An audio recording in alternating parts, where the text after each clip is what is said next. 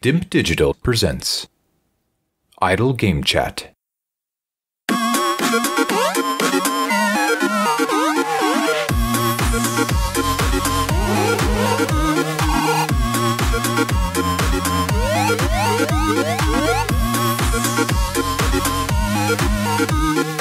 Hello, Apps here from Dimp Digital. Welcome to Idle Game Chat. This is the weekly video games podcast where we give our impressions of the video games that you can play today and react to the latest news from the wonderful world of gaming. We're here every Monday on your favourite podcast app and YouTube, absolutely free. This week, I'm joined by the reigning Dimp Digital Gaming Quiz champion. It's Tom Adkins, not Adcock. How's it going? I'm glorious. The full package has arrived. Is that are you talking about the consoles or something else? A next gen as a whole. Okay. My butt plug has arrived. The full. It was either that or drugs, I was thinking. I've just had an absolute shipment. Waken's finest pure is coming.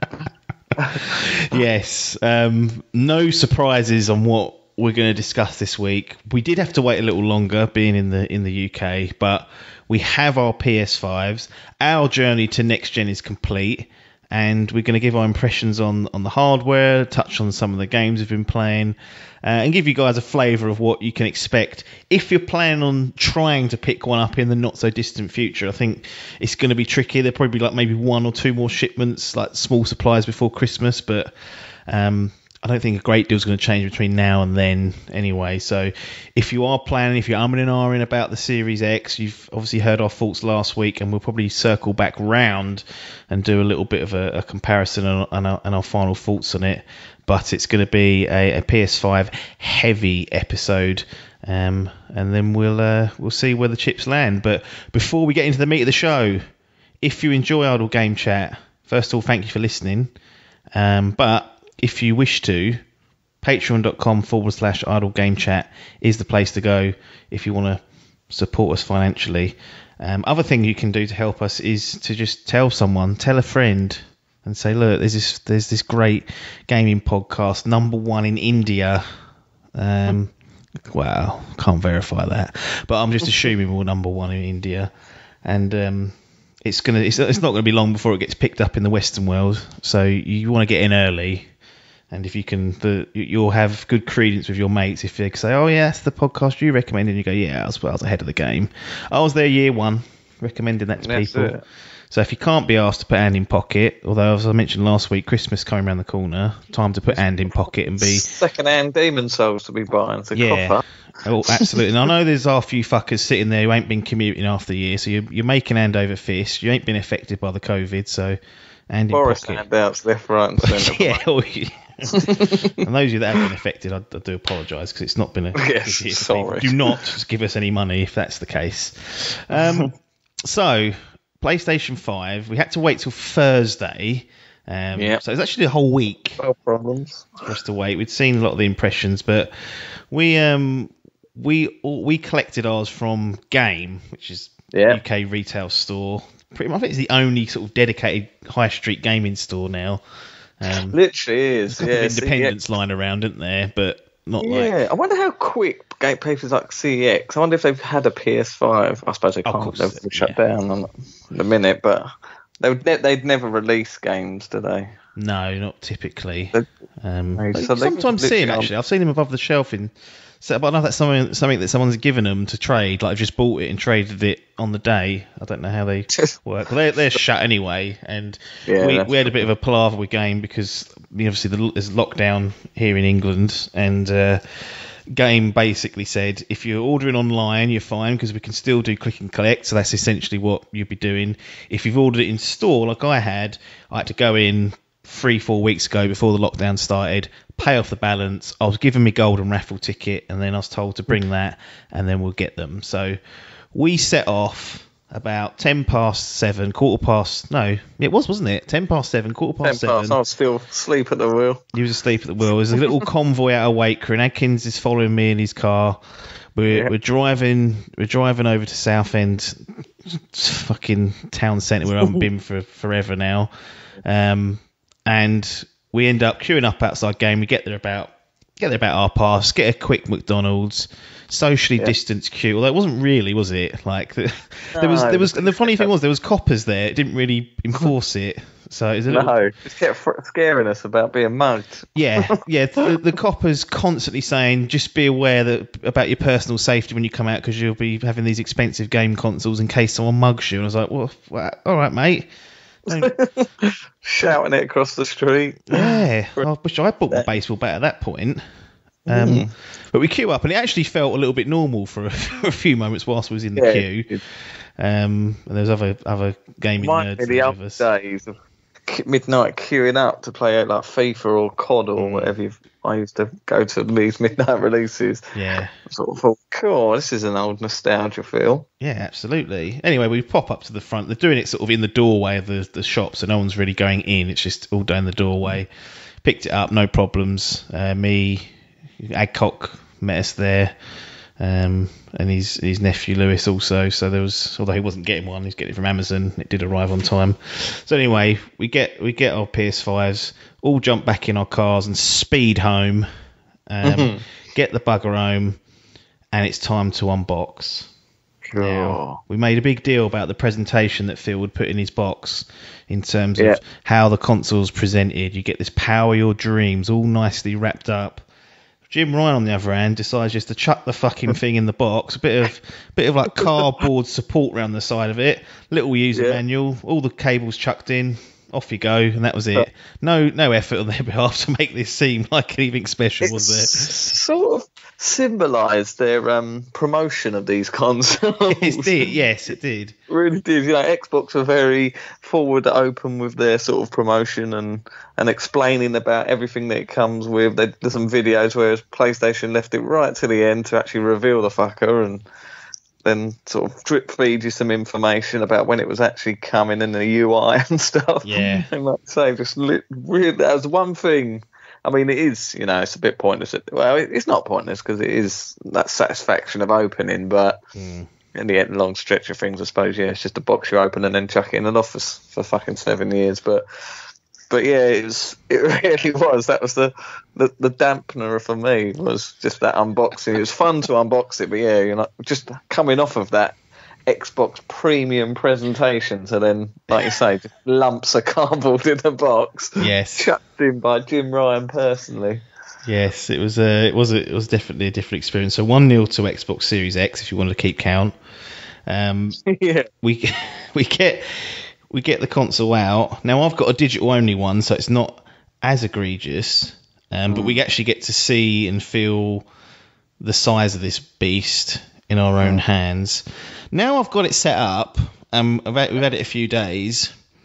And it's up vertically. It's on its stand. And like I said, it's digital, so it doesn't have the little disc drive on the side. So it looks a little bit sleeker. It don't look as big as I thought it was going to. Much like the Xbox Series X, I thought that was going to be a fucking great big bazooka chimney, I think you called it last week. Whereas now it's here. Yes, it is bigger, it's taller, and it's got, it's longer and wider. But me and you have got them both side by side. Yes. And when you look at them, it's only, 3,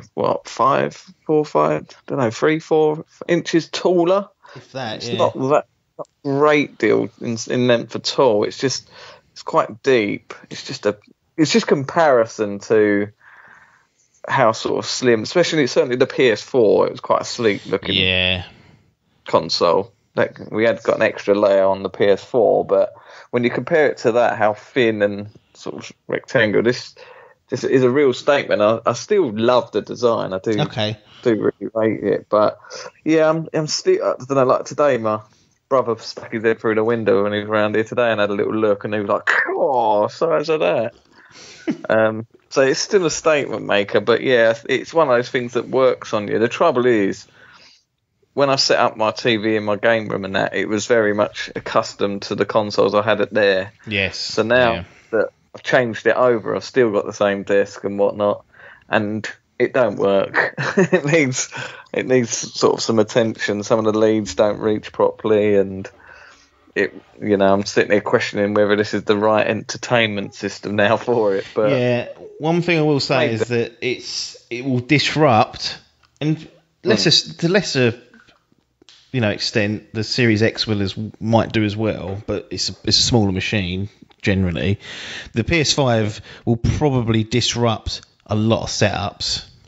So my old setup had to go. I had this lovely 3-tiered glass, like little fucking stand thing. Like it had beautiful thing. It was heavy, expensive. Probably I've got it given to us, so I don't know how much it actually was. But obviously with the vertical, not requirement, but hinted at for both consoles, having several levels and shelves essentially wasn't going to cut it. There wasn't going to be room to do that. So I actually just opted for and bought I think it's 30 odd quid little coffee table off of Argos, and that's now housing both the consoles. I took the bottom legs off it, so rather than it being a bit higher, it's actually just sitting on the floor as a sort of a table piece. But yeah, most setups I think are going to struggle to fit this one in. I think the Xbox you can get away with in a lot of circumstances, but this thing, like even laying on its belly because it's so long, it's a big boy. I'm just fortunate that I've got room for it to be vertical, so it doesn't look as egregious. Yeah. But you get a side profile of it, and you go, Christ, how far back does that go? Yeah. Yeah, it's a girthy monster, whichever way you put it. Because yours is up vertical, wasn't it? It was at one point covering a bit of your soundbar, which annoyed you. It was. It really has. I've had a little shuffle around now, and it's just to the side, but it's still, because I haven't moved the soundbar, it's still into the middle. It reaches exactly the middle of the soundbar. So I've either got to have it in front of it, which, ain't doing no good. So I've put it to the side, but yeah, it's a real fucking lengthy one. You've got to really measure it out. Yeah. The advice I would give if you're planning or thinking of getting one and you do secure one, just have a measure up, look the dimensions up, suss out whether you can fit it where you've got it. If you can't, you may have to adjust. And also, I don't think I'd want to put either of these in just a cabinet and shut the door. Like it feels like it could be a fucking cook box. But no, there you go. A lot of ventilation I've left on here. Open deck, no surrounds. Big gaps at the back. Absolutely. Well, anyway, we get it all set up. It's a fairly easy setup, just a couple of wires and whatnot. Boot the thing up. You can set the PlayStation up without using your phone, so you don't have to use the PlayStation app. I decided to because it made things a hell of a lot easier. But I know on the Xbox, it doesn't. I think you can set up without it, but it almost forces you to use the app initially, which annoys people for some reason. But I've always found sort of phone setups nice and easy, but no problems on that end, I assume, for you. Yeah, no problem. Yeah, I didn't use the app on the PlayStation. I did go through the OG way. Did it come up with a QR code in it? That's it. Yeah. Remember? And then you go in the app, and then in the menu there's a option that says set up PS5. Hit that, brings up the QR scanner. Scan that. Robert's your father's brother, and you're in. No, I didn't. It sort of went over my head. I was filming at the same time as doing it. So if you go over to my Instagram page, I think I've left it on there, highlight. And you can see the full day's experience of the unboxing video. It was a real hit with the fans. Wow. That should have been on the fucking Dimp account. Promote that. Should be. I still can. I can put a link to it, actually. I should stick it on there for the boys and for the Idle Game Chat. If you follow us at Idle Game Chat on Twitter. There you go. There's a plug. Absolutely. So yeah, I was filming at the same time, so I was doing it one-handed. So that's probably why it passed me by. But yeah, very good. We get into it. There is a new UI. Excellent. I think it's new sounds as well. That was another bonus, I thought. Another thing that annoyed me about the Xbox was not only was it the same UI, you get the same button noise when you press the button. Yeah. It's like, fucking hell, come on, this is 7 years old. Give me a new chime. Yeah.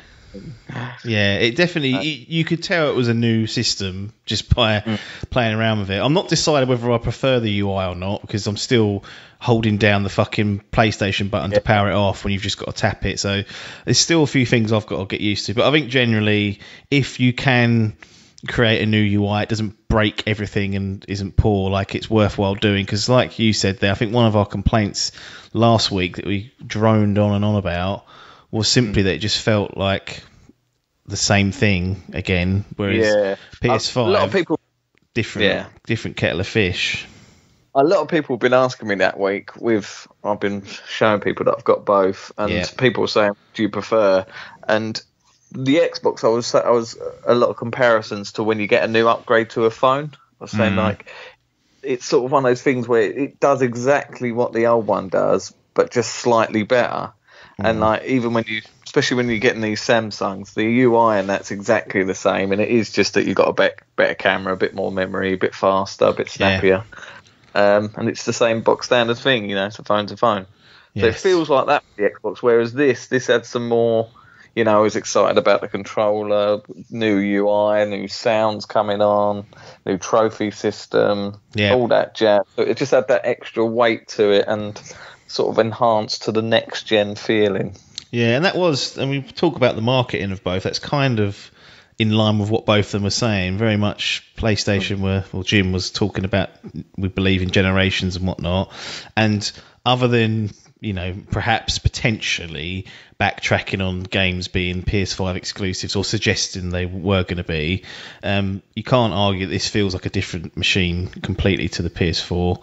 And on the other side, Xbox said, no, we want this to feel like you're home still when you boot this thing up. And it has delivered on that. It feels like another Xbox. So, again, the two strategies are kind of coming to light and crystallising now that we've got our hands on the pair of them. Yeah. One of the great underrated moves that Sony have done with this PS5 is packing in that fucking Astrobot, having it there. Now, when I booted it up, it seemed like it done like a small update to the game, so it wasn't immediately available. It took like a couple of minutes, if that. But whilst I was downloading Miles Morales and Spider-Man Remastered and Bug Snacks, all that stuff that I wanted and got day one, we'll get into that because there's options there even on day one. We were able just to essentially play Astrobot within a few moments of booting up the console, and that was not the case with the Series X. We pretty much lost half a day waiting for stuff to download. And just the convenience, and this is without even saying whether the Astrobot's any good or not, just having something there to play as soon as you put your console on, I think is a great move. Yeah, that was another thing we kept droning on about last week. He's written the year off. The old fucking thing we should have done. That we didn't have a tech demo. We didn't have an Astrobot. Give me something. Give me a fucking demo. Give me an insects demo like we had on the PS4 Pro, Xbox One X. Sorry. Yeah. Give me something. Just something. Give me that insect mode. Yeah. Just show me the new shit. Give me a ray tracing fucking demo. Yeah. Give me a bloody SSD demo. And what we got was Astrobot, and wow. Game of the year. Well, I'll tell you what, it's a great game, and for a pack-in bundled game with a console, expectations are at fucking rock bottom. I remember playing the last Astrobot on the PS4, fucking about with that, and I was like, this. I did it because I wanted to play around with the controller and see what it could do, and I was like, this ain't that good. Whereas this time, Astrobot or Astro's Playroom, whatever they've called this pack-in, is excellent. It's an excellent video game. It's a very competent 3D platformer, and is a very, very strong showcase of what the DualSense is capable of. And again, we talk about new things that have arrived with this PS5. A lot's been made of this controller. It's been being hyped up even in the press and the media and all the pre-release stuff. People have been droning on about it. This lets people really get a taster of what it's offering, and I think it's all positive, really. Oh, it does, yeah. The funniest thing is, like, the first thing when you boot the game up, you get a controller demo. It just goes through 5 different little features of what the controller can do. And funny enough, when I opened, I sort of might have done, but not realising. I don't think I touched the triggers. No. I didn't sort of check the sponge enough. So the first thing I did was when it asked me to do it in the game. And the first thing it does is it sort of resembles like a rocket. So when you press it, you have this sort of feedback that almost makes it feel like a proper click. Yeah. But so in my head, I just thought that's how the controllers feel. Like, that's how the triggers GameCube are. controller. Yeah, like you really get like a second click. So you sort of click it in, it goes to the middle, and then you push it down harder. And I was thinking, fucking hell, that might be a bit weird. Yeah. But the second I move, it goes on to the next thing. I press the triggers again, and I was like, wow. Yeah. That's incredible. That's just how they've managed to put that in, a sensation and a feel of vibration in your finger that makes you feel like you're really pulling down on something to click an engine to start. Yeah. Oh, mate, it blew my mind straight off. Then that's not even in the game. That's like just a demo, a sort of fucking menu screen demo. Incredible. Yeah, yeah. I mean, Astro's Playroom, what we're about to speak about, is going to be one part kind of game and, you know, what it's done for the PS5, and then the other part talking about what this DualSense is capable of, because they go hand in hand with this, and it's such a smart idea to have done this and to have pulled it off in the way they have. I'm very impressed. Like we said, it's mentioned it's a showcase. One of the other things that's really great about Astro's Playroom is it's not only is it we talked about the DualSense stuff, and we'll get to that in a bit more in depth, but it really is a celebration of PlayStation. It really is. I had so much nostalgia. Yes. Yeah. Of like being a kid. I remember one of my earliest memories. I think we need to speak to my parents about like how we actually got the PlayStation. But I remember, I think my older brother came off the back of a lorry. That did, mate. I remember the PlayStation 2. My mum and dad won the lottery. It weren't, you know, millions or anything. I'm not a spoiled rich kid, but they did have quite a good win on the lottery. What, just national lottery was it? Just on the actual. I can't remember how many numbers it was. Is it like 6, 7? Is it? Yeah, I think it's 6 now. 6? Is it 6? It's something like that. So I think my dad got like 5. Christ. And it would have been like an incredible win, but someone else won that night as well, so it got pretty much cut in half. Yes. But they got a decent, really good. And I remember that night just being like, "Mum, you've got to buy the PS2 for me." And she's like, "All right." It's like, cool. That's spoiled rich kid awakening. Exactly. One of my earliest memories. But the one it must have been my older brothers, because I would have been 10 when that came out. Yeah. And what was Metal Gear Solid would have been on it, wouldn't it? And yeah, my earliest memory was the demo that came where it had Metal Gear Solid demo on it, and I think GTA as well. I think GTA 1, something like that. And that's the earliest back. So just thinking about that, then like I say, winning the lottery and getting that PlayStation 2 with Tekken Tag Tournament, and getting that, living the life. And then, as I say, as I went into an adult and bought a PS3, and it just sort of taken me through that sort of memory lane. Yeah. Oh mate, it was beautiful. I was pretty much. I don't think I smiled that much in like just playing through a game in a long time, and I've been playing a lot. We've been playing likes of Last of Us Part 2, which isn't the game to smile about, but it's enjoyable nonetheless. This was like just joyous to play through. And celebrating the PlayStation brand. There's loads and loads and tons of Easter eggs about franchises that have been synonymous with PlayStation. Loads of little artifacts to find that are like models and showcases of all the different tech that have come through the years. In there. Didn't even know that they'd even made. Didn't even know. It's amazing. Yeah. My one small gripe, and here it is. And it's Ronnie again. He gets frustrated about things like this. Is whenever the PS5 is shown in the in Playroom, it's that fucking disc one in there. Ain't this? It's all. I was hoping it'd recognise I got a digital version and it would show that version of it, but it didn't. So Ronnie's sitting there saying, "You ain't even got the PS5 yet." He's saying you got the fake one, so now he's gonna have to have a talking to later on and be told no, it's not how it works, mate. But no, other than that, like it's a great game. Like, and the this is it's so cool.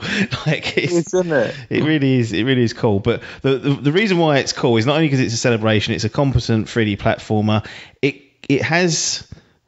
Be careful what I say, so people don't go. Oh, this feels like something Nintendo would do. Yeah, in a good way. Like when Nintendo, when they're at their best, this sort of Nintendo-esque magic that celebrates Nintendo as a brand and all the stuff they've done for gaming. This is like PlayStation's version of it, and it's very good. Yeah.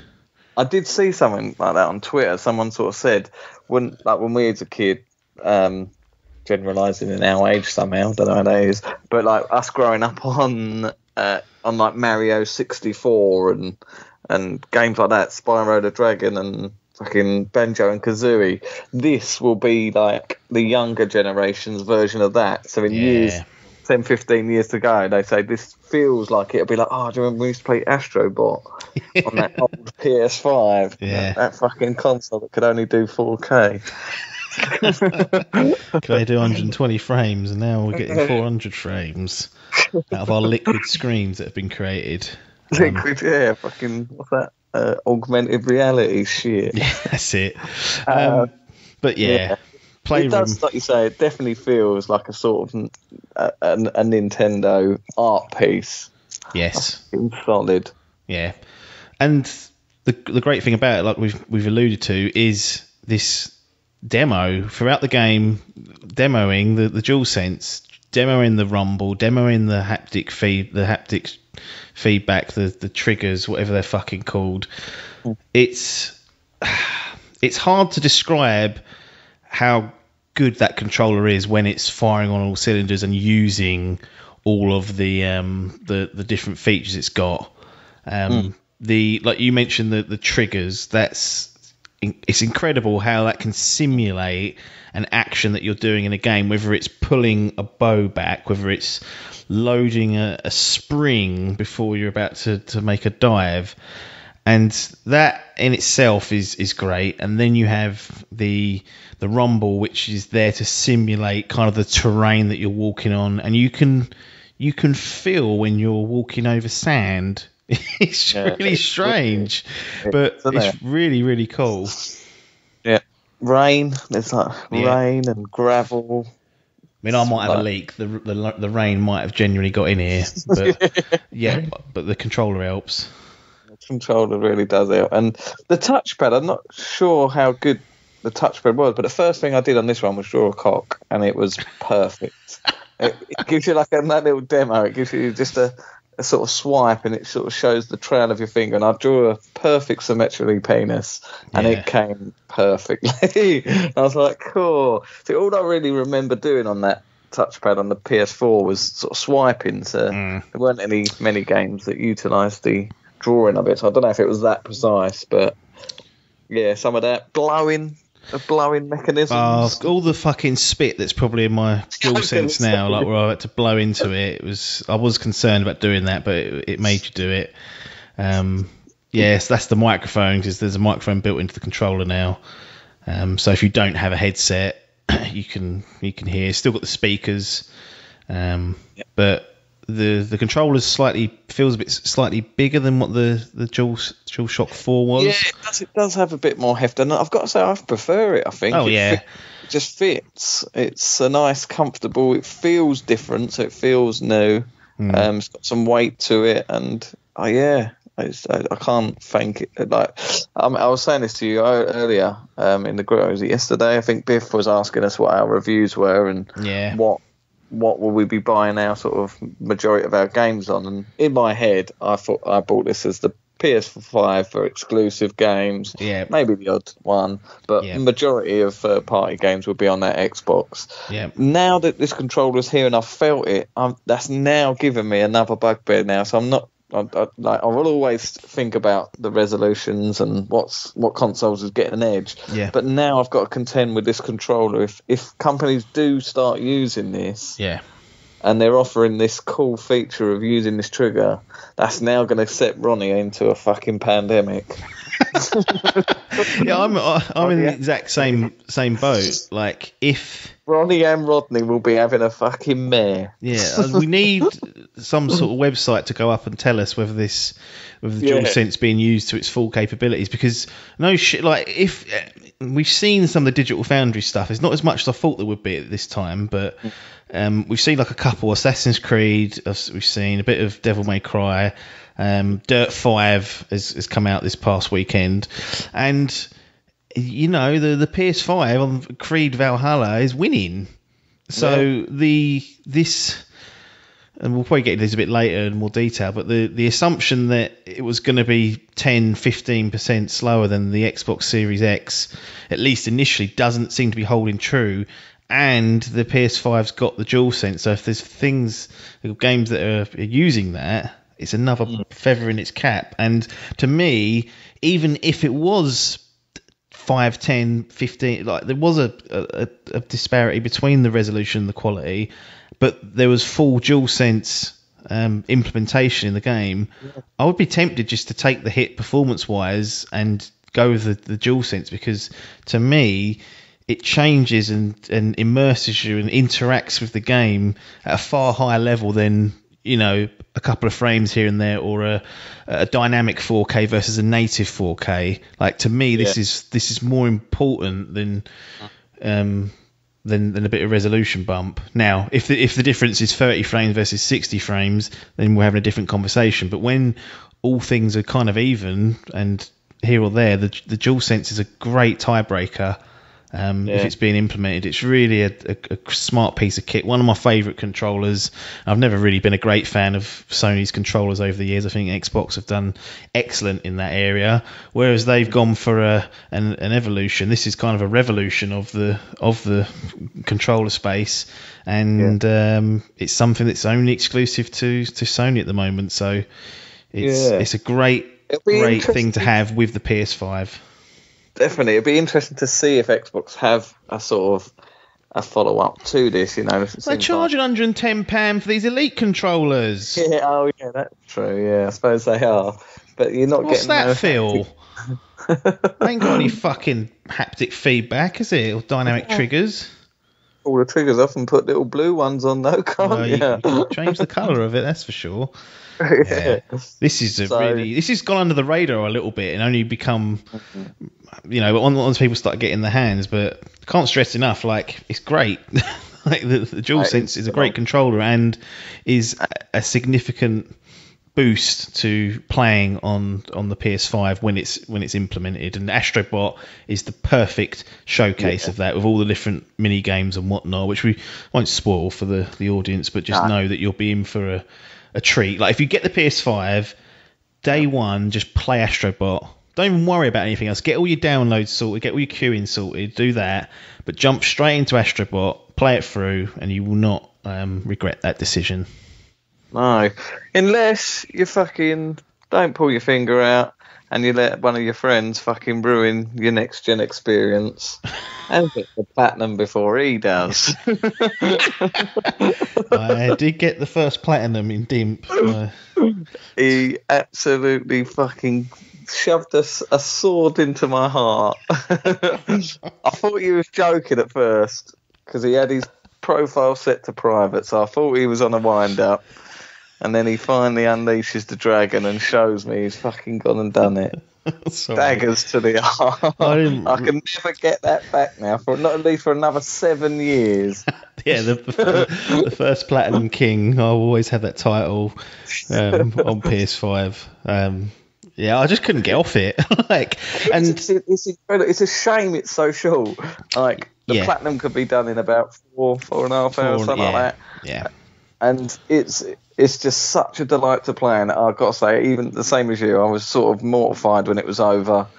There's little bits you can go back, you can do some speed running if you want to, but there's nothing new to see. But I would have loved a 10 to 15 hours of this stuff. I'd pay full price for it, I think, if they offered that again now. They went, well, you loved it so much, have another. Yeah. It even got me sniffing at Sackboy Adventures just because I thought it might be a similar experience. Yeah, who knows?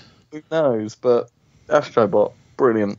Yeah, it was smart little packing, and can't say enough positive things about that. Do not skip it, whatever you do. Sony weren't so confident in it that they didn't sort of, stick it on their promotional stuff, like you get it on the box. I'm surprised you don't get like a free with this. As like you got fucking Phil putting Halo Infinite on the back and it ain't even out. Yeah. Just a little fucking Astrobot on here saying free with every console. It's like, like getting a Mega Drive with having Alex the Kid in there. You didn't even have to buy a game. Yeah. So one last thing on the haptics and the new technology that are inside this controller. I can see the use case where if you're playing a competitive game like a shooter, you want this off because it's not going to enhance your experience, because really you want every edge you can get. And although for us, immersion and the great feeling we're having, if you're trying to pull that trigger and pop headshot on it, it just gives you a bit too much resistance. You're going to start getting fed up with it. So I can see for competitive gaming, this is pretty much you can turn it all off. It's all completely optional. By default, it's on. You can turn it off. But I was watching Game Phase, which is Sifted's kind of weekly podcast, and Shane, the host, he plays a lot of Call of Duty when it comes out every year. He said every gun has its own trigger point, like its own tension, so you can feel the difference in each gun when you pull the trigger. But because you're looking for an edge in that, you don't want to be snarled upright. He turned it off. Cool. I'll tell you something that did blow my mind, talking in the same sort of vein as this, and if we're plugging other YouTubers, I follow a YouTuber called Jack Frags, who's like a PC gamer. He was showing off Call of Duty on 120 frames of hertz, and apparently the PS5 natively supports mouse and keyboard straight off the bat. Jesus. So he was playing Call of Duty at 120 frames with a mouse and keyboard. He was like, this literally feels like a Master Race experience. I was like, Jesus, that is incredible. This one thing that Sony have not done well is communicate some of this stuff. This stuff we're just kind of unearthing as we play it and as people are getting hands on it. Whereas I feel like I know everything about the Xbox because they've kind of told us everything. Yeah. But no one's ever said anything that a mouse and keyboard. Like, there must be so many Master Race, especially for that sort of gaming. You speak to anyone that's a PC gamer and they say, "Oh, I can't play console FPSs with a keyboard." That's peasants. Mouse and keyboard. So if you're getting 120 frames and what's it called, fucking mouse and keyboard support, cool. What's the Master Race got left? Yeah, it's crazy town. I'm concerned that the triggers might break one day. It's my only concern at this point because it feels like this can't go on. But if they show some resilience, then it's going to be one of the all-time great controllers. How have you been on battery life on the PS5? Because Phil's given us AAs to put in. They're lasting about 25, 30 hours, but then I have to fucking replenish them every time. Phil, you fucker. I've noticed that mine's probably about halfway down, and a week and a bit I passed. Yeah. I've now bought a battery pack for that. Oh, okay. PS5, I've only just because it sort of came half charge, and I've just started straight away, used it. Yeah. I've had one full charge. I think I played a few hours last night, and it's not even gone down a bar yet. So I should do some time tests and see. Yeah. So I think I played Astrobot for like 4.5 hours maybe, and I think an hour and a bit of that was with it plugged in whilst it was charging. I charged it up first, and then I'd break and come back to it. So let's say 3 hours, and then on Spider-Man Remastered, I've probably done 4 or 5 hours before the little notification come up to say, "Hello, mate, you're running a bit low here." So between sort of 8-ish, 9-ish, 10-ish hours maybe, I think top is what we might be looking to get out of this. But I think it's going to depend on what game you're playing. Like if you're hardcore using those features, it might drain it quicker. Yeah, that's going to drain it quicker, isn't it? But nothing to worry about, I'd say, at this point. No, definitely not, because that PS4, that seemed to fucking 1 or 2 sessions and you were fucked. Like, I have mine plugged in all the time, mate. Oh, of course, yeah, it's probably the way forward for all, really. But if you're kicking it back, this is certainly a lot longer than the PS4. Yeah. And yeah, it seems to charge quick as well. This USB-C is the way forth. Everything is now USB-C, pretty much. Yeah. In my entertainment system. So yeah, but yeah, it's not one that the PS4. I think it was a lot of that was that light bar. That was a drainer. Yeah. It's reflected off your fucking telly as well. Yeah, you get a little bit of light on this, but not much. And yeah, so I don't think it's going to be a concern. It'd be interesting to see if sort of, maybe Digital Foundry won't, but a few other sites might be doing this sort of proper calculated lengths of time and really put the control to the test to see. But yeah, like you say, if you're getting 8 to 10 hours maybe on a long haul, that ain't too sad. No, especially if you're only playing a couple of hours a night, then it's beautiful. Not at all.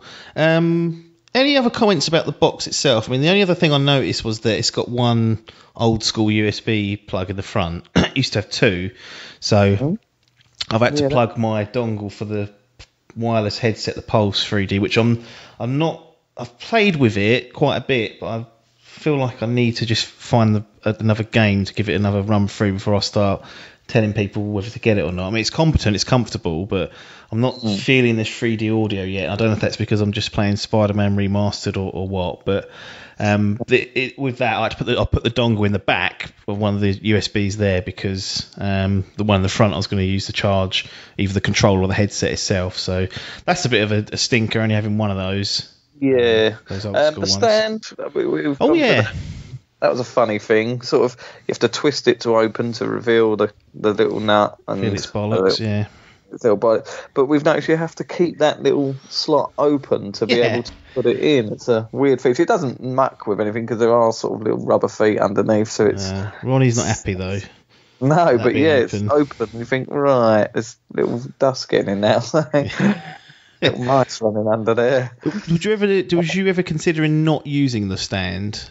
I was until you said put it on, so until you scared me and said that toppling over. Well, I thought it is a bit top heavy, so I think you're right. So now I've done it. The trouble is like the way I had it, like you said earlier, I positioned it in front of me soundbar, and I thought, fucking hell, that stands another fucking centimetres. Yeah, that's another extra. So I thought I'll leave that off, and then I did get worried.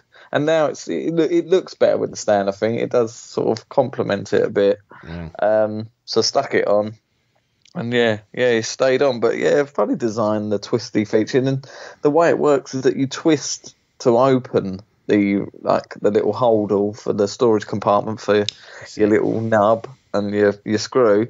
But that also unlocks the keyhole to put the nut in. Yes. So you can't close it back up and put the screw in it. That shuts it off. So it's a funny old design. Yeah, I mean it's good that it's included because I don't think many. No.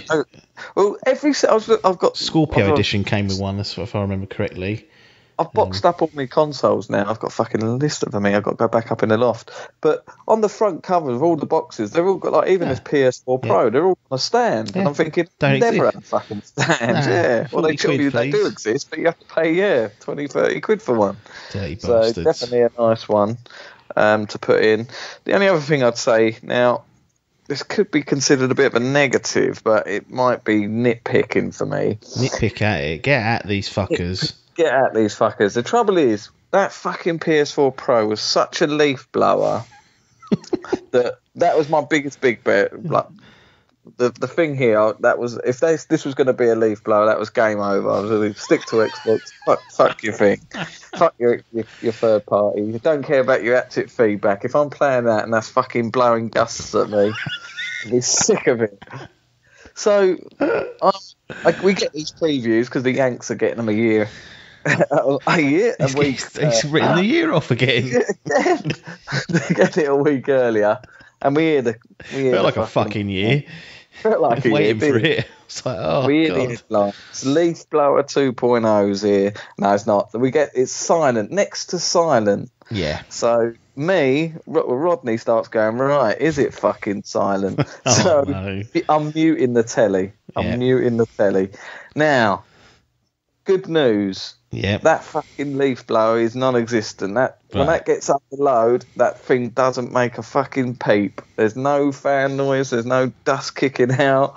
Absolute breeze. Perfect. On the other hand, because it's so silent and I'm listening to it, I can hear that fucking disk drive going. Yeah. Now, you ain't got that problem. I haven't. But I will not be borrowing any games of you ever again. So that's hamstrung me. So, is it me nitpicking because, it's a fucking disk drive? It's going to have to... There's a disk going round and round at fucking 100 miles an hour in there.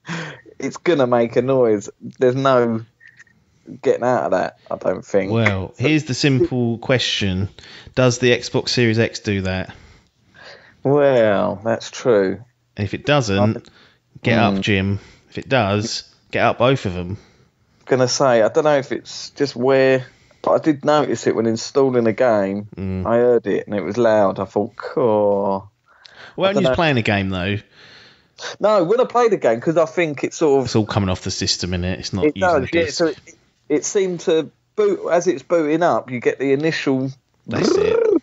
And then it just chucks it off and you're golden. It's only that when it's maybe loading or something that this disc will start to spin and then it sort of shuts down. So it's not consistent noise. But if we are nitpicking, there is a loud thing. I tried... So like it's difficult. It's not a line, but like I say, I'm muting the telly to get this. This is real fucking nitpicking because I was my ears up against it, going, I can hear it. If you're sat back sort of 5-6 foot away, you've got your fucking telly on. You're not hearing this at all, so it's not a concern. But in the all scheme of things, and it's now got Rodney going. Should I have gone digital? Right. Sitting in. So it's something to consider. If people are saying it's fucking completely silent, then Rodney's going, well, it ain't completely. It's not technically silent when that disc goes in. So yeah, it's a thing. I've also seen. I don't know if it's people fucking making it up and scaring people, but there's some whine noise apparently that can come with the PC5. If you type in coil whine, right. Look at that. Push square. PS5 coil whine complaints intensify as systems launch and things. And now that's fucking in the back of my mind now going, is it that disc or have I got this coil whine? Oh, Fucking never heard of it. Complaints of PlayStation 5 coil whine are not going away as the system arrives to more homes and continues to be put through its paces. The issue is common with high-end graphic cards, so it's not wildly surprised that the next round, blah, blah, blah, blah. But basically, unless your ear is next to the hardware, it won't be a problem. So there you go. If Rodney stops doing that, then exactly. So if I don't sit there with my fucking ear to the console looking up at the TV, it'll probably be all right.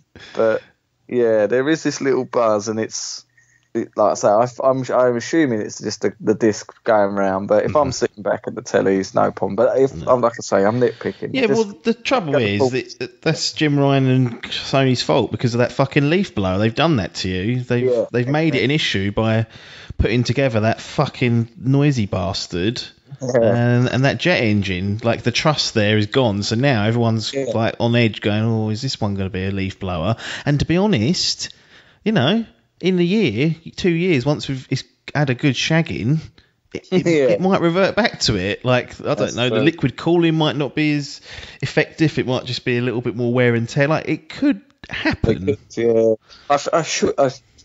don't remember the leaf blower being straight out the gate. I swear. Trouble is, we were so excited to have it, we were probably like writing it off, going, "Yeah, can't hear anything, mate."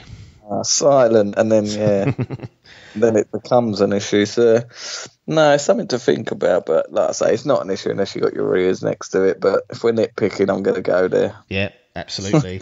Let's talk about just some of the games we've been playing, not necessarily dive into. Hold on. Go on. Have you considered spray painting your PS? I haven't. I've seen some lovely ones, but I assume we don't void the warranty, but I like it. I don't like things. This is why when I was a PC gamer, I never really modded because I don't like disturbing what's already there. No, I don't either. If the game's completed and done, I don't mind having a little fart about, but I don't like that messing about, and that's what I feel like that. But I have seen some good ones, and there's people saying, it's better in black. Just wondering if you had the temptation to. I'm like you. I don't like to fiddle with it at all. I'm not going to get fucking call up Buffin and get him to fucking spray paint it. That's a shout, actually. I can see why people don't. But then the trouble is, what would annoy me is that I'd have this lovely white black console, and then my controller will be white and my headset will be white. So I haven't sold anything. It's going to be not matching unless the whole lot gets fucking spray painted. Get the old warranty out, fucking write that off and unscrew everything, and then give it Buffing the lot, the trifecta, and fucking go do the lot for a deal, mate. Thank you. Games won't go into any sort of high level or low level reviews, just high level of what we've got, because one of the key differences is there has been games to play that came with the PS5. Granted, a lot of them available on PS4. But again, we talk about when you launch with something, like it's there, it's in the PlayStation ecosystem, and there are a couple of exclusives as well. So Bugsnax is on PlayStation Plus, so you can claim that and play through that. I've not touched it. Demon Souls, both of us are scared of that, but Adcock's working his way through it, so we'll get him on to review or talk about that in particular. See how he's got on with that. We had Astro's Playroom, and that's great. Sackboy, Big Adventures there lurking, and I guess the other sort of major one. There's a load of other third parties there, but the real big one is one I've been sniffing at. Sort of the creators of Abzu, another one. But the trouble is with these games, I think that's going to come to PS Plus in about. It's going to come to PS Plus or Game Pass, one of the two. Yeah, so you ain't got to be worried about it. It is a bit of a syndrome, those subscription services. And then Miles Morales and the Spider-Man remastered, if you want to go down that route and upgrade or have the Ultimate Edition or whatever it is. Still weird that it's not decoupled, but I've had a bit of a stink with Spider-Man remastered, as I just mentioned. Just before I came on, I accidentally downloaded an old save file from the cloud. It was about 3 hours old, and it overwrote immediately my latest save, so I lost 2-3 hours worth of progress. It was user error, but it didn't give me really a chance to know what I was doing. I just pressed the button and it did it, and I was like, oh shit. Are you sure? Yeah, this is going to overwrite. Like, in my view, it should say, right, here's the timestamp for the cloud one, here's the timestamp for the one that's on your PlayStation.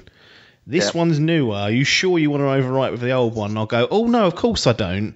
But no, I'll just press the button, not really knowing what it done. There's a little cloud icon. And it just went, and that was it. So, not happy with that. But the remaster is it's a little bit unstable.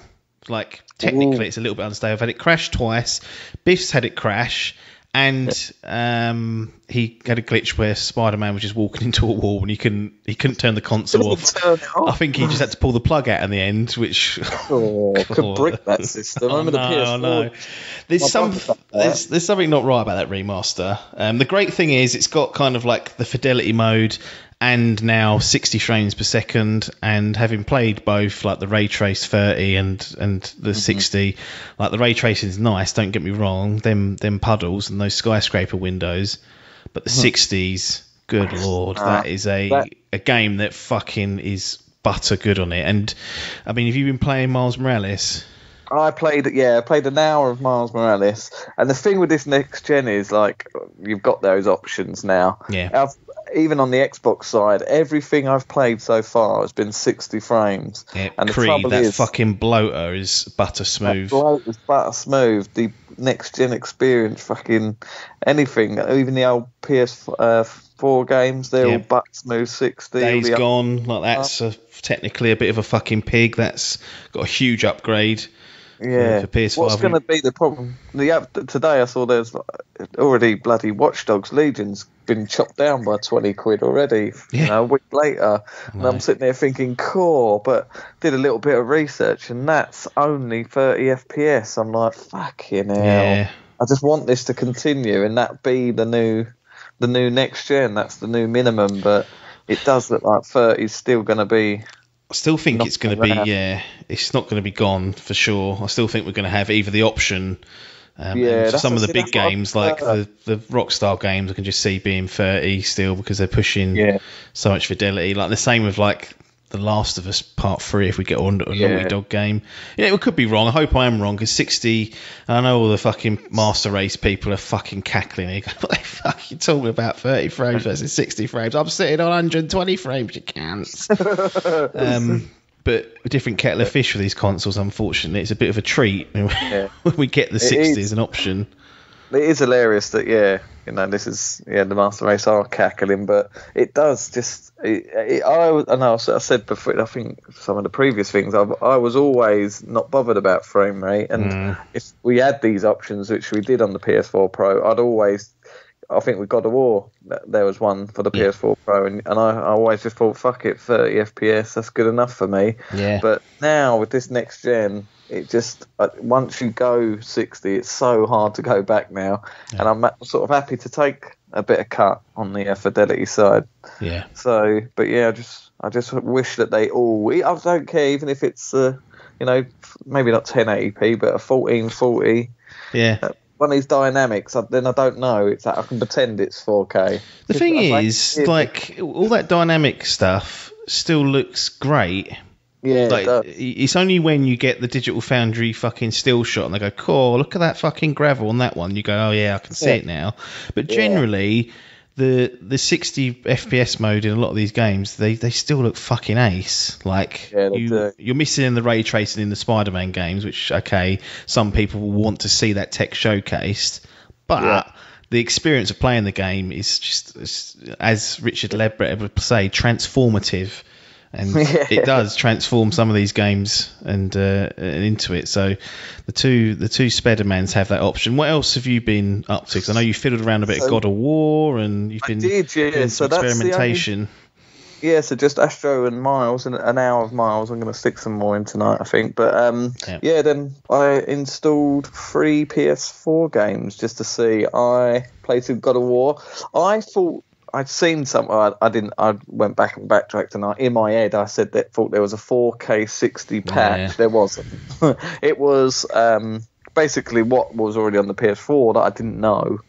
PS4 Pro, and it was just it was a 1080p 60 frames and a 4K fidelity 30. Yeah. And the one on the PS4 Pro used to go up to about 40 FPS, they reckoned. Now, this is an absolute liquid 60. It's like I say, you do take a hit. It's very hard to see the difference. I was taking photos and sending them to you through WhatsApp, which is probably the worst thing you could ever do. The compression on that is ridiculous. But like you say, it's in motion. It's still such a good-looking game. It's only that side by side, and when you're playing the game, that sort of shit goes out of your head after a little bit, unless it's muddy textures. You just watch that fucking axe flying around, and you're like, look at the liquid on that, steaming around the fucking environment. So the boost on that, it makes me want to play through it. And it looks solid, and they're already saying that there's going to be a next gen update for God of War, so it'd be interesting to see. Like a nice little patch to up the res a bit. Patch. Even if they up that to 1440 at 60, that'd be lovely. All this dynamic shit. Yeah. Or stick a bit of fucking ray tracing on the 30 mode. I'd love to see some of that. And then I also, the main one I wanted to, not because it's a great, fantastic game, was Marvel's Avengers. Yes, 96% drop, isn't there, in player base or something stupid? And I'm not surprised. And the reason why I think that is because, and if you go back to my review, you said pig. Absolutely, this was the pig of the generation. What's it called? No Man's Sky. It wasn't fucking renowned as shit for its performance. Its performance was a bit shit, but the game didn't have anything. This game's got a bit about it, but not a lot, but a little bit. But the performance of that game was the worst. How that got through the fucking gate and they went, yeah, ship that out, I do not know. To the point now, I run this on the PS5 Pro, flawless. Runs at a perfect 60. Oh, really? Fucking shit going off. You're getting trouble with this one. I did notice a big hit in fidelity on this one. Right. Like, it wasn't as bad as God of War. God of War sort of still stuck and looked this gorgeous. This was quite muddy, and they've already said that there was like a little raw war table update the other day, and they said that the new patch is coming, be early 21. Nice. And it does need, but the thing was, this game, it just needed smooth, because it was this looter shooter and a sort of Destiny type. It needs that smoothness, and it pissed me off so much that I wish I could now play it again. Because I remember, if you listen back to my review with this 60 mode, I remember saying, like, soured in the campaign. I still rate that campaign. I think that's a brilliant campaign, should be played. Yes. But there was moments in it that made it feel like a sort of Uncharted or a Tomb Raider game, but they were just so let down because of the poor performance. So it sort of was stuttering, and it just took you out of the experience. So I'm sort of pissed off now that I want to go back through it and play the campaign again in this smooth liquid. So someone like yourself who hasn't played it, I'd definitely recommend you play it now in this backwards compatible at 4K, or not 4K, but whatever it is, in smooth 60, and you'll get the proper experience. Then obviously as soon as it kicks into the fucking after that campaign, bin it like the other 96% of us have. But just that, just picking up that game, and that game was absolute fucking shit on for its performance, rightly so. But we stick it into this new console, and it's fucking seamless, perfect 60. Yeah, I think it's fair to point out that would be the same, or you'd expect it to be similar for the Series X, like if you plug it in there. But I'll caveat that by saying that, and we mentioned this when we did our PlayStation 4 retrospective, just how many great games were on the PS4 only, like some of our favourite games of all time in some cases, and certainly some of our games of the generation.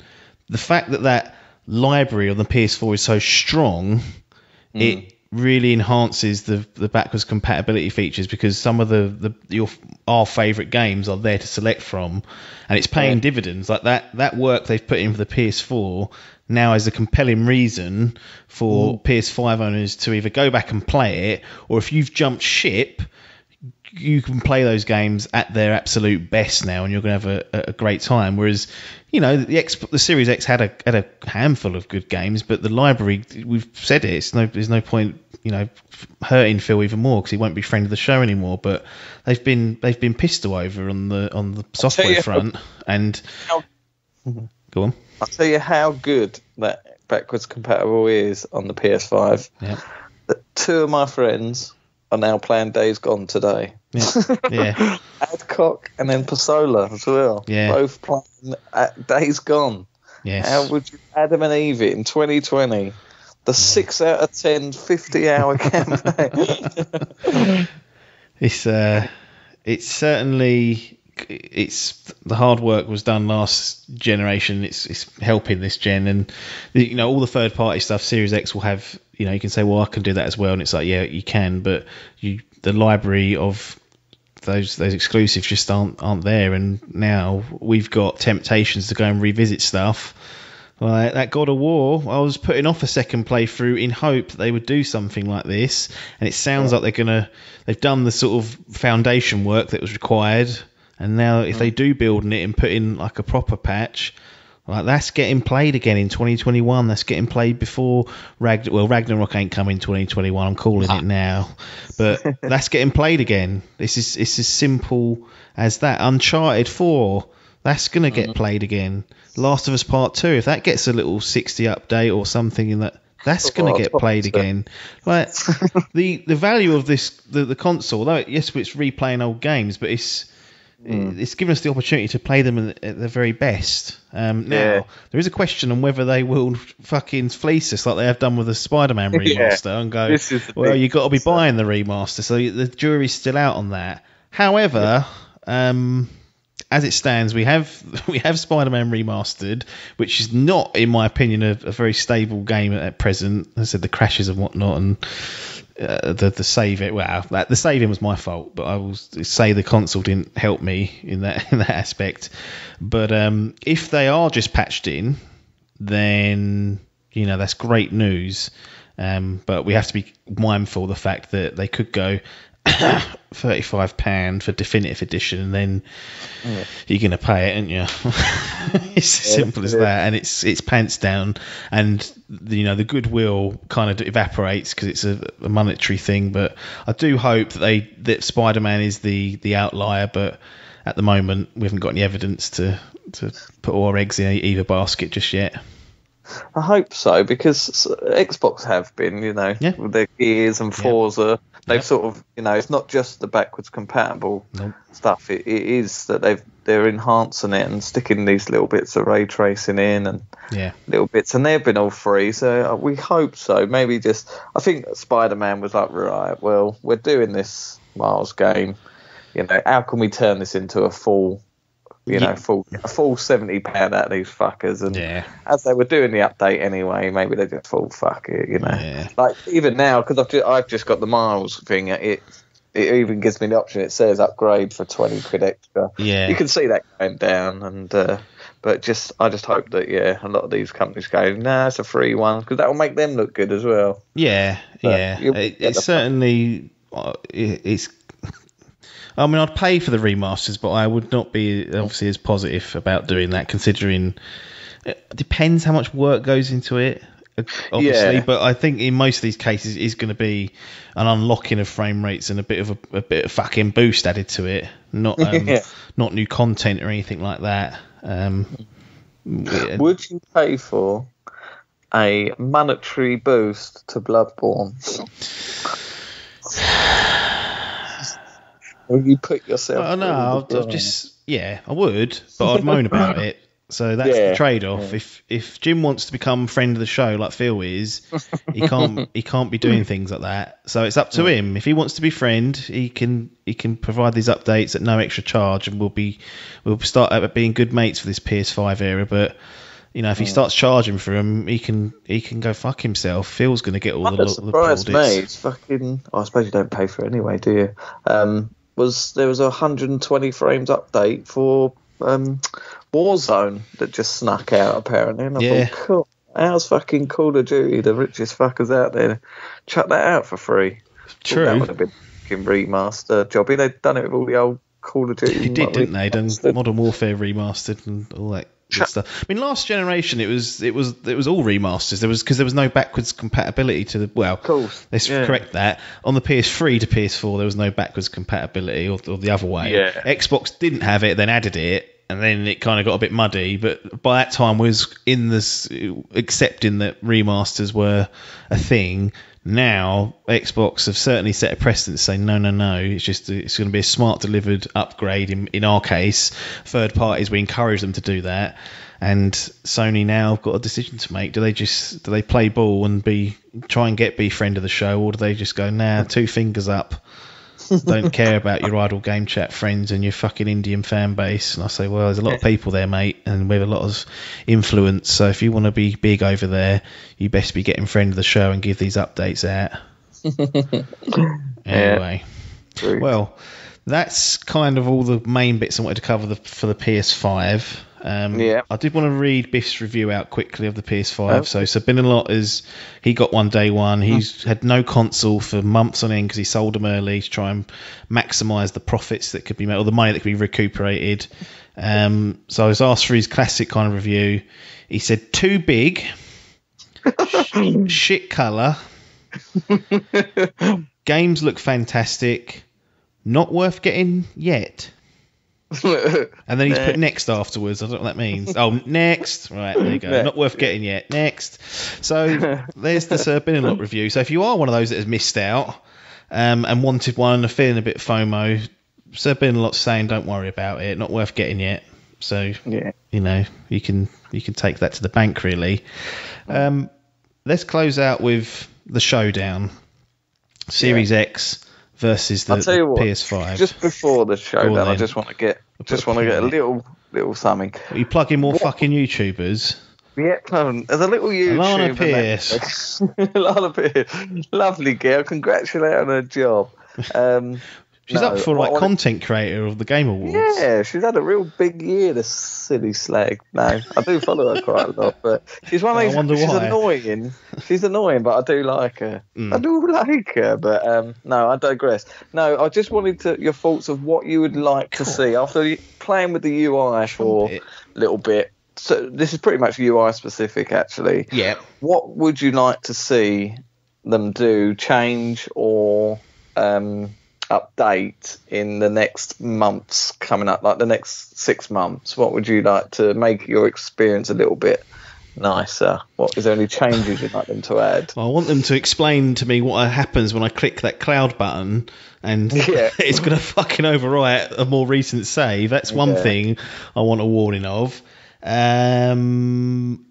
know what? I am pretty satisfied with it. In all honesty, I'm trying to think of features that I would realistically use. The only thing I haven't, and I've not researched it or done it, so I don't know if this is the case. But on the PS4, when I would stream, I would use a capture device, on the Xbox, you plug in your earphones. The sound will come out of your headphones, which is great. You can hear it, but it also come out the telly as well. So normally you mute it because you don't need to hear two sounds. But what that enables you to do is when you had a capture device to stream on a PC via OBS, is I could still hear the game and also the sound feed would go into the PC still, so I could pick it up. So people that will watch on the stream could also hear the game and me, and they didn't hear an echo off the telly. So that was a really good setup. With the PS4, and I've noticed it seems to be doing the same with the PS5, but I've not tested it, so I'm not going to commit to it.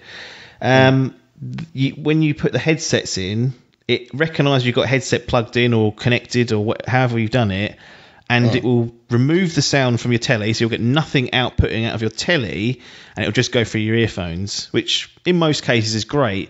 But when it comes to streaming, you couldn't get the game audio into the capture device and into your PC unless you bought a optical headphone, which is what I ended up doing, and set of headphones that had an optical output and input where it would split the sound. So one would come through the earphones, one would go to the HDMI capture device. People watching could hear, I could hear, no echo coming out of the TV. Now, PS5 doesn't have an optical. So Biff running that problem with his poor soundbar that he went and bought. He had to buy a new soundbar because the optical slot isn't there anymore, and then he got HDMI one, didn't realise it was HDMI ARC, which his monitor doesn't support, so he couldn't plug that in, so he's had to go back and get another one. So I'm wondering whether it's the same issue here with the PS5, because simply when I put the Pulse headset on, the sound disappears from the output of the telly, so I need to really test that. But if that is the case, fucking update it so that it still comes out of both sources, or at least it's an option without an optical headset. That's it. It seems like we are going to be getting a few updates, because there's a few things it doesn't support. Dolby Atmos is another thing that it doesn't support after launch. Can't even fucking update that storage yet. That's still not allowed yet, which is amazing. They've got a bit of backlash for that. So little things are coming. Here's one I don't like. I've got another one actually. The trophies. There's a lot of things on this UI that I do like, and I'll go into them in a sec. But the trophies, I don't like this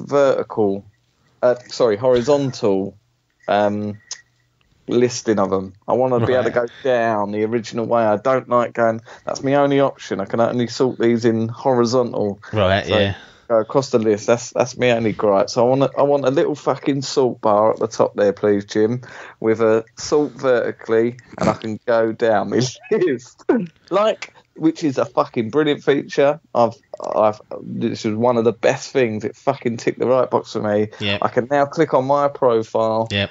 click on my games, and it tells me how long I've played. Yes. Oh, I love that fucking feature. And that goes down vertically exactly how I wanted. Yeah. Put my fucking trophies like that, Jim. I want to see where my trophies are going that way. Yeah. And on that note, I want to have to delete things off that list. Yes, I want to do. Yeah, very true. Jim, let me edit that. You prat. Let me edit that because I've got demos telling me I've only played it for less than an hour. I've got fucking Death Stranding being split into 2 bits. Yeah. What's happening here, Jim? There's something not right with that, so that needs an update. But very good. But I've got to give a big clap for the game time, which fucking infuriating because it's counted all my games, even back to the PS4. My first original tells me how many hours I played fucking Killzone or how long I played Order. And it's been counting. It's been fucking counting in the background, you bastard. Why didn't I get that on PS4? Xbox has been doing it for fucking 7 years. So, yeah, I'm very proud. And that new feature of the fucking trophy guide where it teaches you.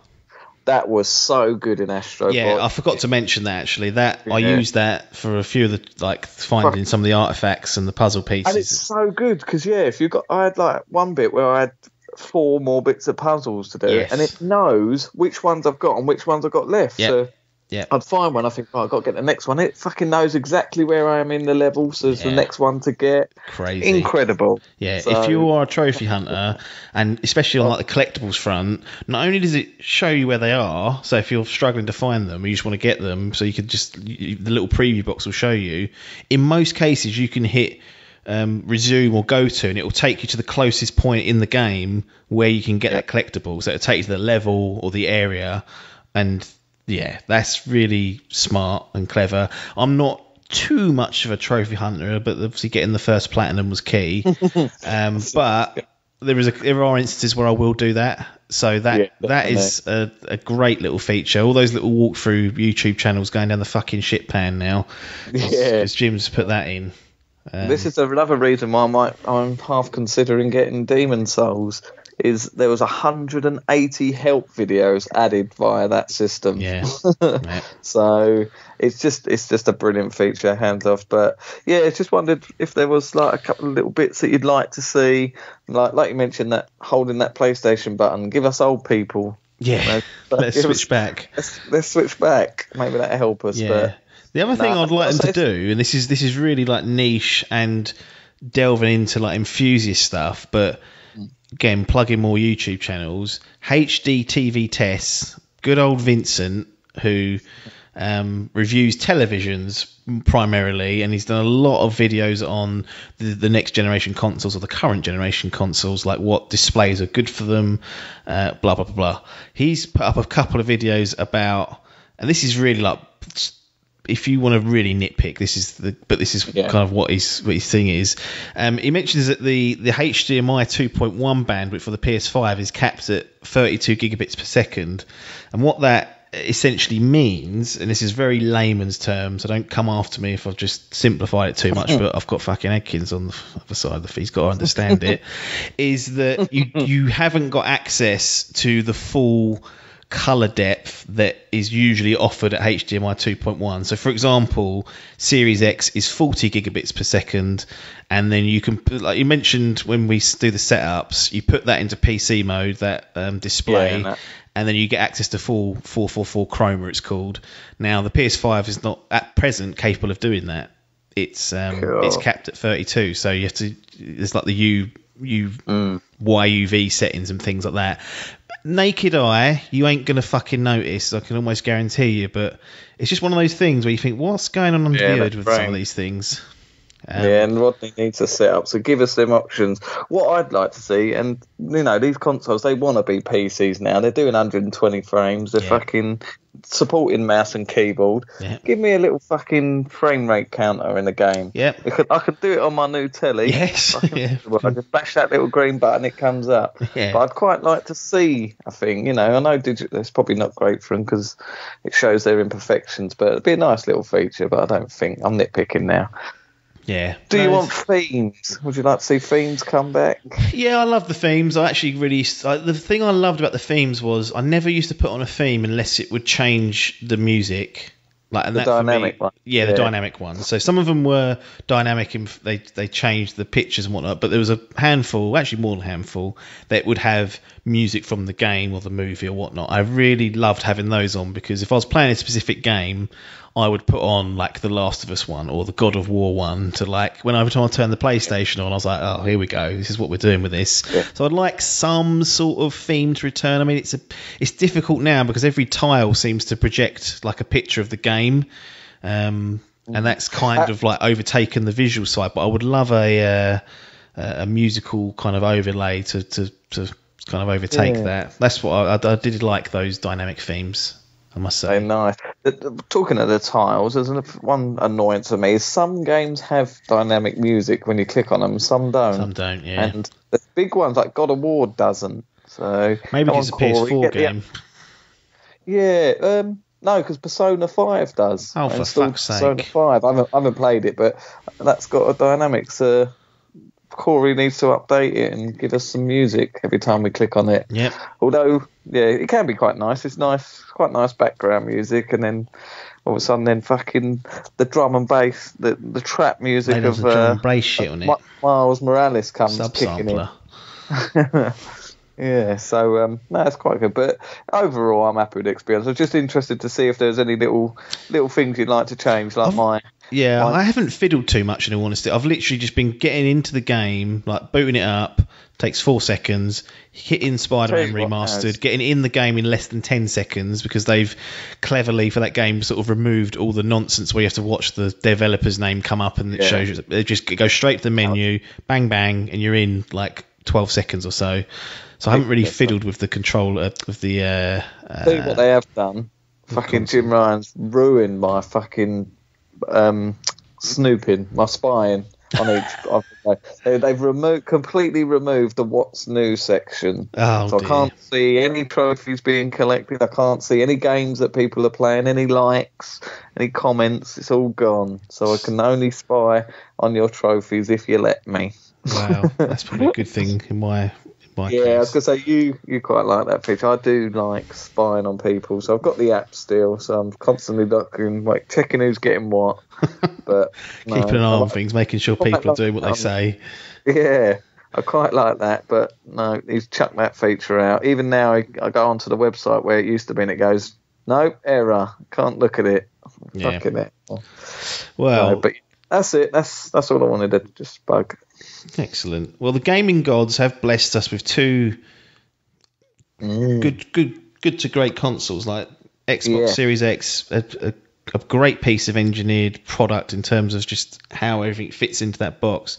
PS5 coming out swinging with its new features and new controllers and whatnot, and the gaming gods want a tribute. They want to know which one of these we're going to raise up to them, just for the launch window, just for this initial few months in launch, what we believe is the better package. And they want that tribute from us today, to go out on this podcast. So Xbox Series X versus PlayStation 5. Sorry, Series S, you're in the bins. Which one of these are you gonna raise and give to the gaming gods as a tribute? And say, this is for all my sins from last generation, all the bollocks I spoke about beating Bloodborne. Here is my tribute to you. Have the PlayStation 5 or the Xbox Series X. Now, I tell you, I could make this question a whole lot harder. Oh dear. Are we just going console to console, or what if I bundled that fucking Game Pass into Xbox? You are going on everything. On everything. The whole lot, yeah. So Game Pass is part of it, because... So if you're not got any console, you've got nothing at all, you're a little peasant. I had a Game Gear, and now I want to get back into gaming, yeah? Yeah. I've got an Yellow Xbox boots. Series X. Yellow boots. Yeah, he could be right. He's got an Xbox Series X. He can have Game Pass with it, and he could play Yakuza, and... What else was it? Was that it? Oh, Assassin's Creed on his game. Or you've got the PS5 with its haptics. You can buy any old PS4 game, and you can buy Miles Morales and Demon Souls. Got the PlayStation Instant Collection there if you want to have a sniff around that as well.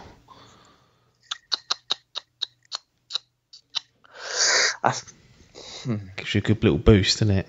Both do. Yeah, I mean, because of the whole package, it's hard.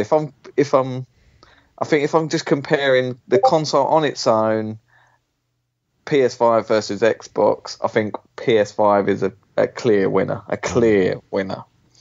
As a package as a whole, I think PS5 still wins. Right, yeah. I think the margin is cut because of that Game Pass. I think the fact that you could get this game, you know, like you buy a PS5, you've got the backwards compatibility, but you've got to go out and buy all those games. You've got to have you've got to buy 100 PS4 games. It's costing you money. I can pay £7 for a month. I've got 100 games on Xbox. Yeah. That's a good feature, brilliant feature. But I think the new features of the PS5, that new Rumble, the new UI, the difference, that's given it the edge for me. If I was to chuck one of these in the bin, it'd have to be the Series X. I think. Yeah, I mean, there are certainly scenarios that you can that kind of have to be mentioned and played out. In that, if you like casuals who don't really care too much and just want to play it, like if you got this for a kid, like a youngster kid, the Xbox Game Pass is just a no-brainer because you just chuck them on that and go do what you want. Like, you've got 100 odd games to play. You've never got to buy them a game again. So long as they're not going on fucking Digital Foundry looking at the PS5 stuff and they don't know that God of War exists, then you're laughing. So there's definitely... The Xbox Game Pass is certainly a huge X factor. And other scenarios, I think... And this is where I kind of ultimately fall down. Once I got the PS5, I was much happier. Like, in these days afterwards, I've been really... upbeat. My wife will tell you differently, but that's because she's making poor dinners. But I was much happier once I got the PS5. It might have just been the fact that it kind of completed like getting both of them, and it was nice to have them. But the Astro's Playroom kind of took me kind of back to being just like really fundamental, just joy. And I just feel like it's in terms of like an enthusiast side, the changes they've made are, whilst not groundbreaking, I think Biff's right to say probably don't need one yet, but if you have invested, there's still stuff to say, well, this is what I've got for my money.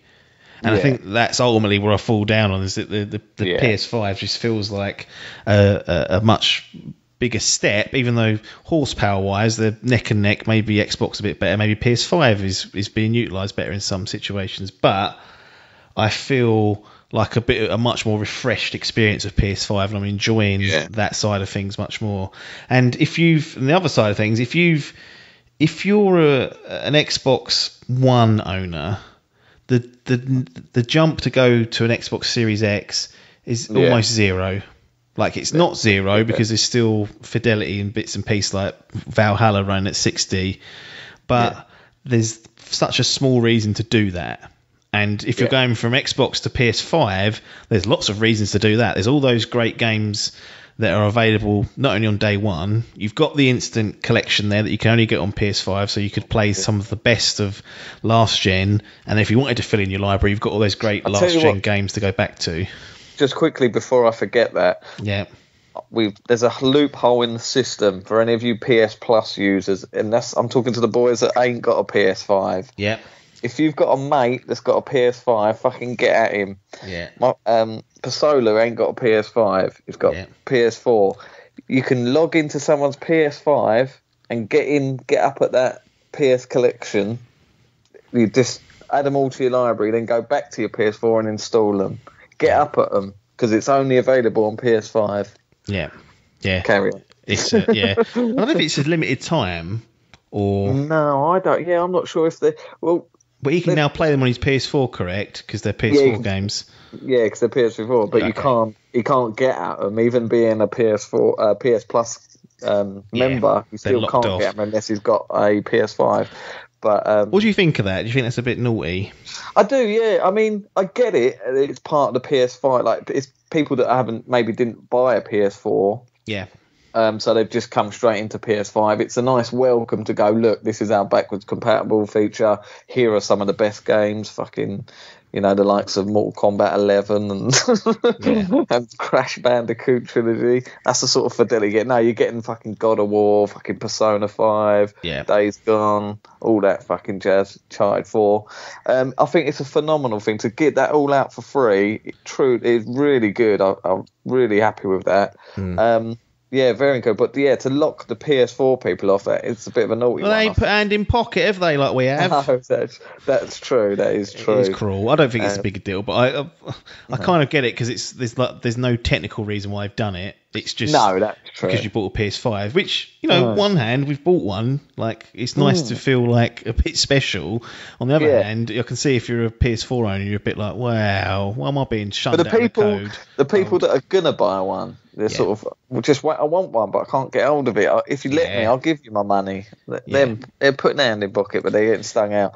The thing I want to know is, I assume this would be PlayStation's answer to Game Pass, and this was the beginning. Yeah. It seems like Jim's come out in the woodwork this last weekend and said it could be. No, we've got a answer to Game Pass, but we ain't talking about it yet. So hold your fucking horses.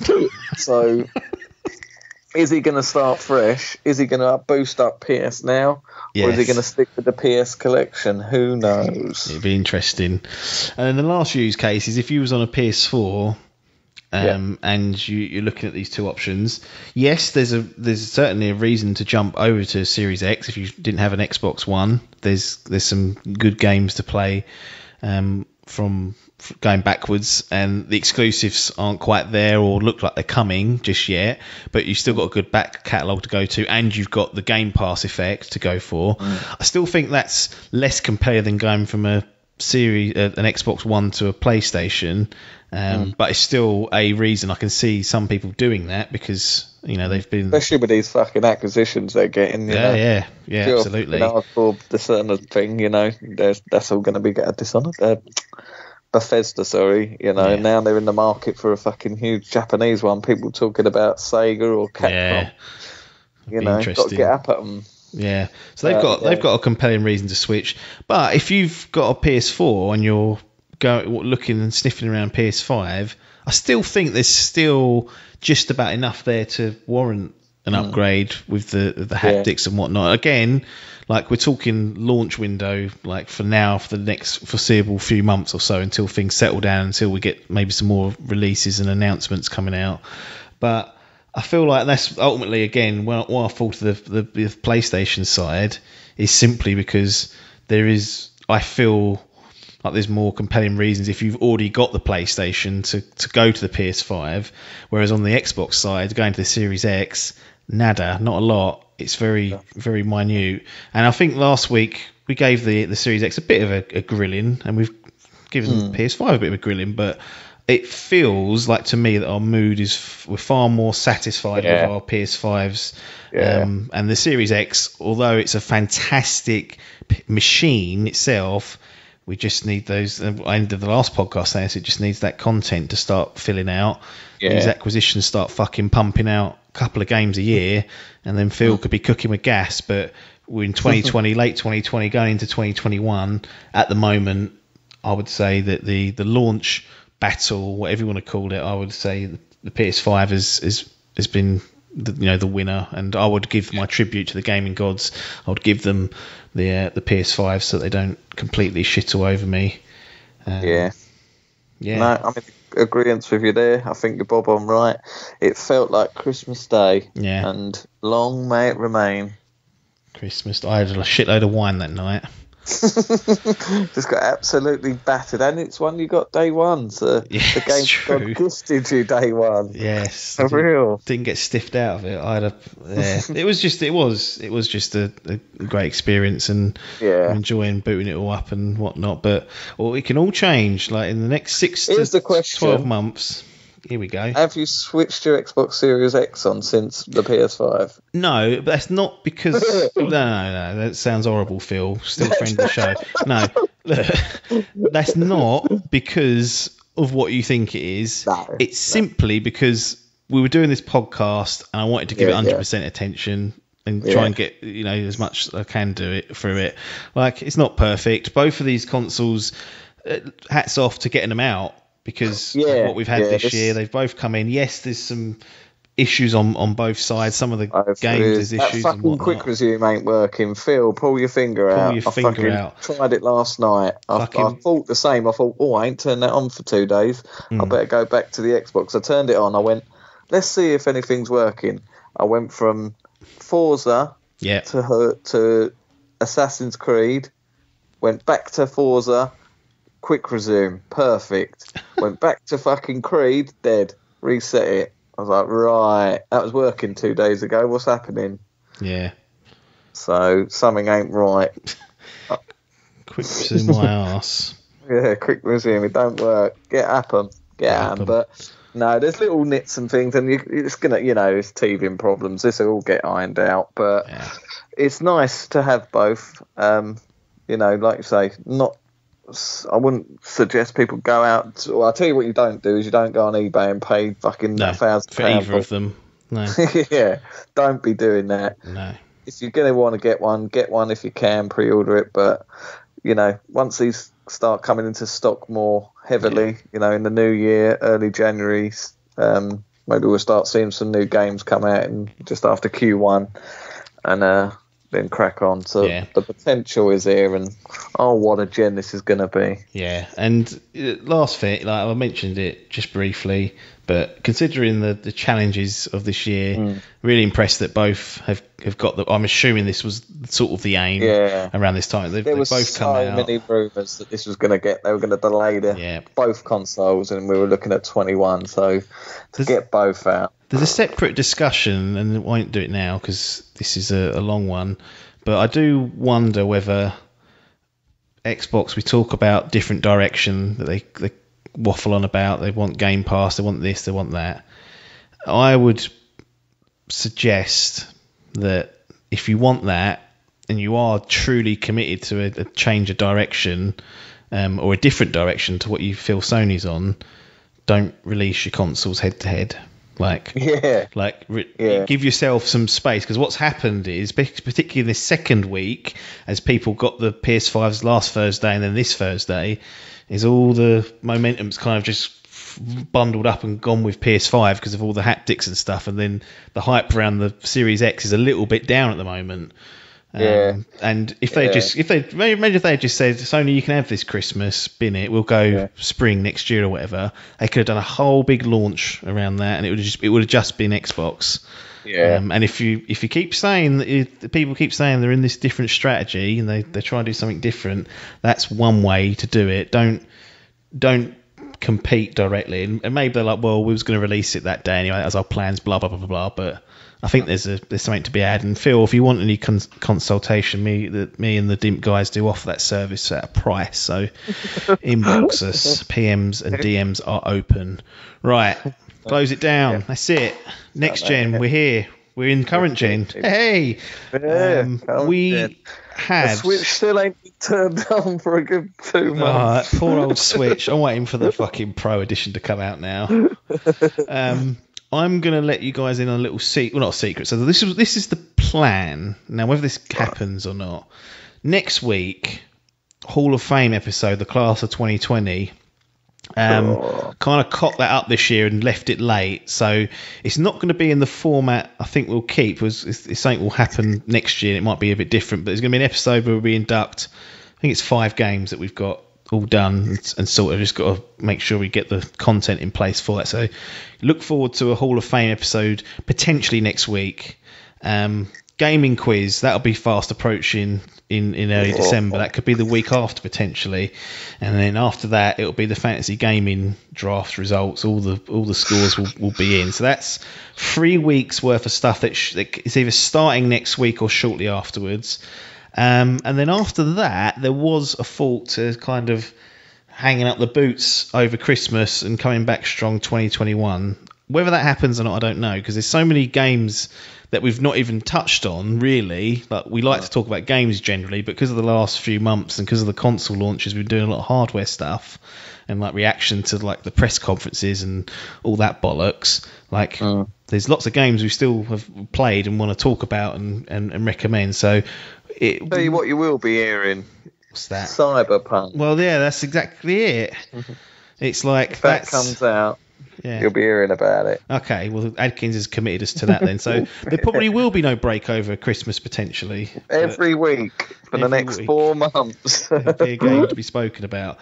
But those 3 are locked in before the end of the year, and then we're going to try and either squeeze in our impressions of some of the PS5 games and Xbox Series X games. And then we've got big ones like Cyberpunk coming as well. So it looks like there may be no rest for the wicked, but that's just a little update on what to kind of expect in the next till the end of the year. It's all as you can imagine, getting stuff done is important to us, but sometimes you've got to put feet up. But industry not allowing it at the moment. We'll see. Right, that's it. Gaming God satisfied. Don't strike us down anymore. We've been good to you today. As usual, if you've just stumbled across us on whatever medium, you can subscribe to the podcast. Every Monday you'll get a new episode, and it could be all manner of things, games, industry news, mainly games, but as we mentioned, we do a spot of everything. Hit the subscribe button and it will just immediately go into your feed. If you prefer YouTube, the audio version of it is on there as well. But that is it.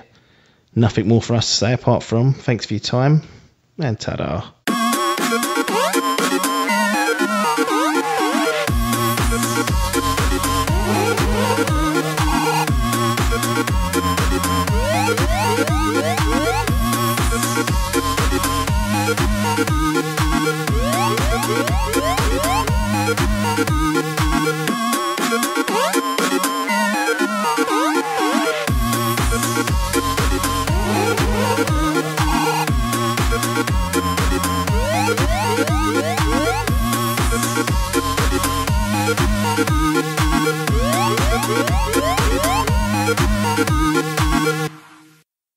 This was a Dimp Digital production.